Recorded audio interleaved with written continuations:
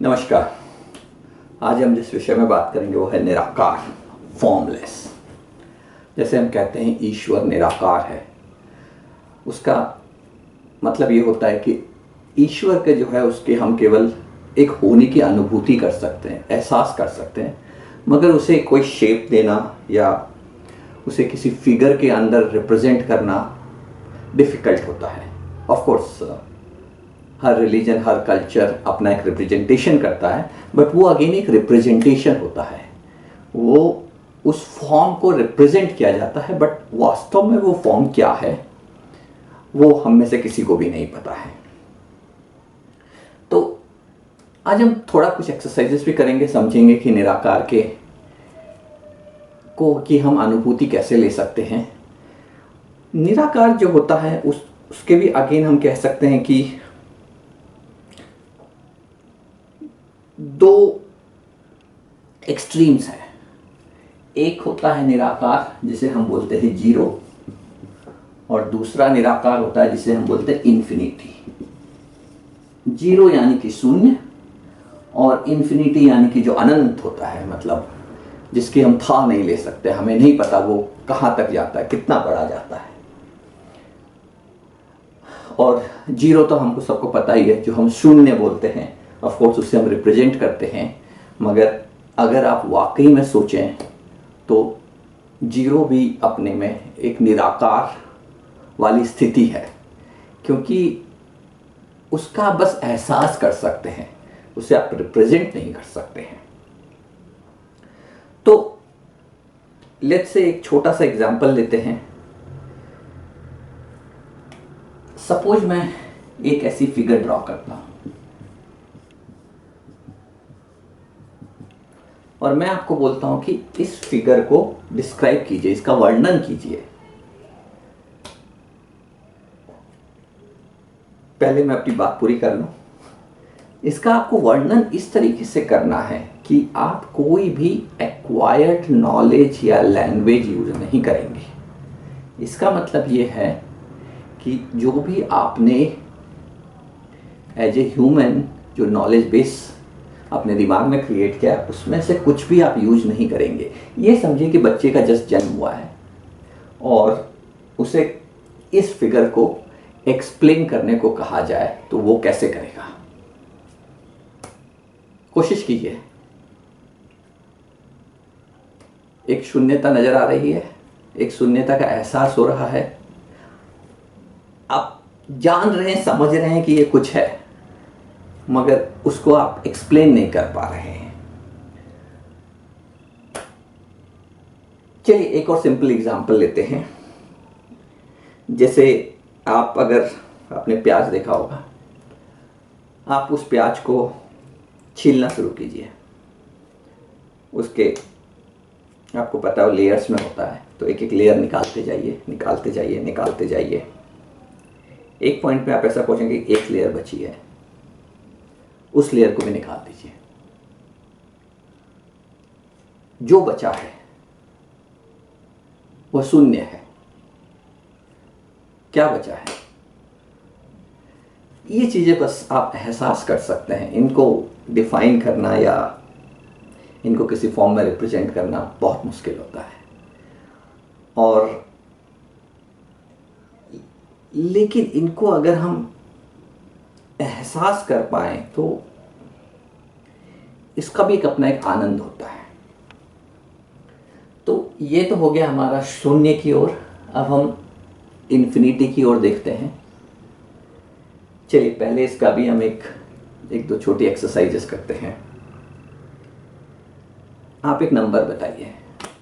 Let's say मैं suppose आप लोगों के लिए मैं बोलता हूँ कि हमने बोला 10। इस नंबर को थोड़ा और बड़ा करते हैं। लेट्स से 2 जीरो ऐड कर देते हैं।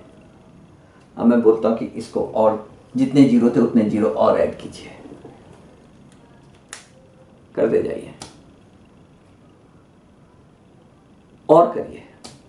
आपके पास कुछ एक बड़ा सा नंबर आ गया होगा अपने अपने हिसाब से। शायद किसी के उसमें 20 जीरो होंगे, ज़्यादा भी होंगे। जितने जीरो और ऐड कर दीजिए, चलते जाइए, चलते जाइए।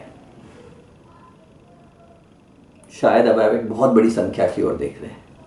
उस संख्या में जितने डिजिट्स हैं उनको वापस रिपीट कर दीजिए। उस नंबर को विजुअलाइज करने की कोशिश कीजिए। अगर आप उसको विजुअलाइज कर पा रहे हैं, उस नंबर में जितने डिजिट हैं वापस और ऐड कर दीजिए। हमें एक एहसास होता है कि क्या हो रहा है, लेकिन एक पॉइंट के बाद हम उसमें एक थोड़ा जैसे जिसे बोलते हैं कि हम बस एक उसको एहसास कर पाते हैं, उसके बियॉन्ड हम उसके बारे में कुछ बात नहीं कर पाते हैं। अगर मैं सिंपली टर्म में बोलूं कि क्या आप बता सकते हैं मुझे सबसे बड़ा नंबर कौन सा है, और जो आपके पास अभी नंबर है उसमें जितने डिजिट है वापस ऐड कर दीजिए। ऐसे करते जाइए करते जाइए करते जाइए, तो आपको समझ में आ रहा है ना कि आप एक ऐसे दिशा में जा रहे हैं जहां आप उसको एक फॉर्म के अंदर फिट नहीं कर पा रहे हैं। तो वही एक बस एहसास होता है जो कि दोनों साइड काम करता है। बट एक साइड में आपको एक शून्यता मिलेगी, दूसरी साइड में एक आपको चीज़ें इतनी बड़ी हो जाएंगी कि आप उसे समेट नहीं पाएंगे। वो आपके जो मेंटल उसमें मतलब एक समाना उसे मुश्किल हो जाता है। अगेन उसे जिससे केवल आप एक फील ही कर पाते हैं। सिमिलरली अगर आप देखें तो आप अपनी चारों तरफ देखिए, आपको सबसे बड़ी चीज़ कौन सी दिखाई दे रही है? शायद कोई अलमीरा, आप जहाँ पे बैठे हैं उस हिसाब से। अब आप उससे बड़ी चीज़ क्या है? शायद आपका घर। उससे बड़ी चीज़ क्या है? एक बिल्डिंग। उससे बड़ी चीज़ क्या है? शहर। ऐसा करते करते किसी पॉइंट पे आप आ जाएंगे, हाँ भाई हम पृथ्वी को देख रहे हैं। पृथ्वी से बड़ी चीज़ क्या है? मे बी जुपिटर या सन। उससे भी बड़ी चीज़, भाई वो भी एक गैलेक्सी का हिस्सा है। तो अगर हम बोलते जैसे मिल्की वे, तो मिल्की वे उससे बड़ा हो जाता है। उसमें सौरमंडल तो शायद एक धूल के कण की तरह होगा। पृथ्वी तो आप भूल ही जाइए, उससे भी बड़ी चीज़, बहुत सारी गैलेक्सीज जिसके हम यूनिवर्स बनते हैं। बट उस यूनिवर्स का अंत कहाँ है? आप बस चल रहे हैं चल रहे हैं चल रहे हैं चल रहे हैं, मगर ये नहीं पता कि हम उस फॉर्म को कैसे समेटें अपने अंदर। तो यही बेसिकली एक निराकार का एक एहसास होता है जिसे हम फील कर सकते हैं।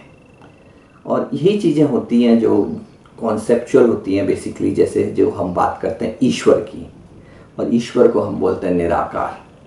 हमें ये नहीं पता कि वो निराकारता इन्फिनिटी की ओर है, जीरो की ओर है, या फिर शायद वो जीरो से स्टार्ट होकर इन्फिनिटी तक जा रही है। बट ना तो हम इस डायरेक्शन की लिमिट को समझ सकते हैं ऐसा, और ना तो हम उस डायरेक्शन की लिमिट पे उसको हम फॉर्म दे सकते हैं।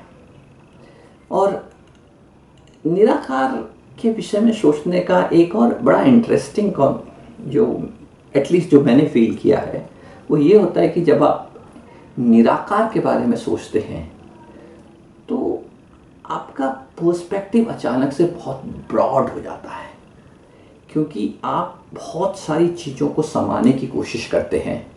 बहुत सारे जो फॉर्म तो उसे देना तब भी मुश्किल होता है, लेकिन हाँ जो एक वो एहसास होता है, उस एहसास के अंदर बहुत सारे अनेक कॉन्सेप्ट्स आके मिल जाते हैं।